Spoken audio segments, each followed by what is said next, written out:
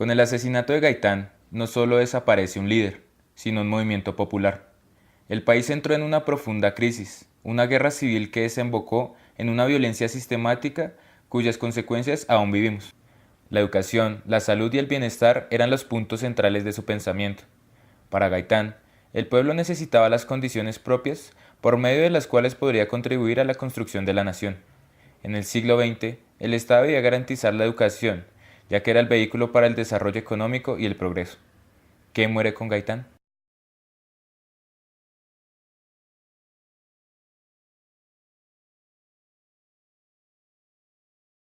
La manifestación es el mecanismo legítimo de la población para luchar por la reivindicación de sus derechos. Gaitán era consciente de ello. El pueblo congregado en la plaza representaba la búsqueda de la libertad y la irrevocable decisión de defender sus derechos. El furor de las masas congestionaba la fría y caótica Bogotá, en una época con vías de acceso limitadas, donde para ir de Fontibón a La Perseverancia tocaba tomar un bus intermunicipal. Bogotá y el país no concebían el paso del tiempo y sus contradicciones.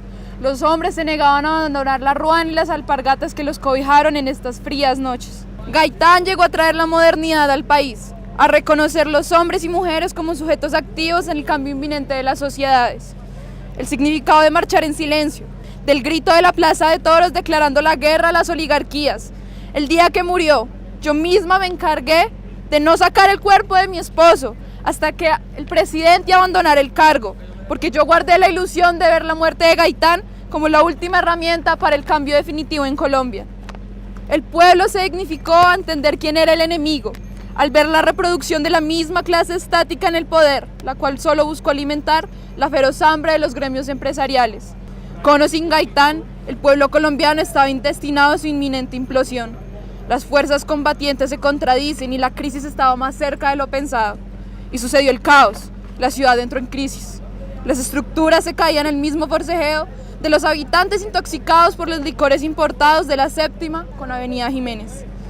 Con las manos, con las uñas se derrumbaron los edificios en Bareque y se saquearon las pocas tiendas de ropas parisinas en Chapinero. Se arrastró el cuerpo del supuesto asesino y se le expuso como un trofeo de guerra en la plaza. No existió lógica ni hermenéutica, solo fuego y cenizas. Pero Gaitán creía que los movimientos sociales y políticos que transformarían al país llegarían de manera sorpresiva, sin avisar, sin pedir permiso. Sin embargo, estos vienen desde una planeación metódica y de un origen embrionario.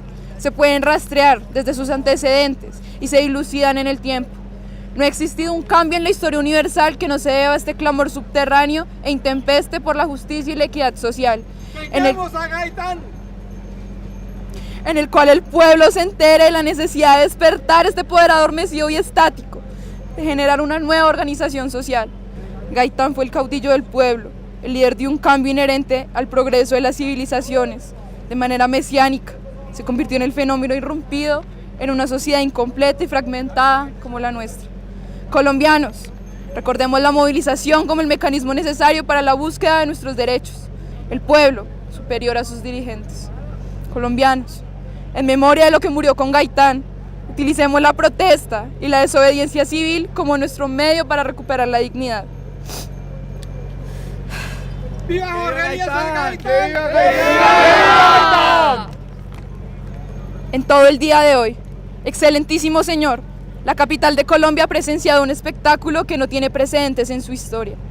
Gentes que vinieron de todo el país, de todas las latitudes y de los llanos ardientes y las frías altiplanicies, han llegado a congregarse en esta plaza, cuna de nuestras libertades, para expresar la irrevocable decisión de defender sus derechos.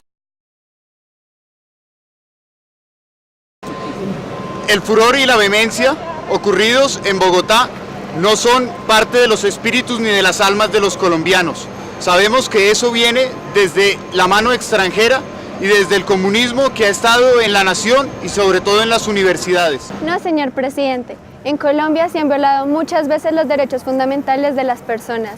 En los países que sí se reconocen como repúblicas democráticas, se tiene en cuenta que la educación es un elemento fundamental para el desarrollo y progreso de la nación.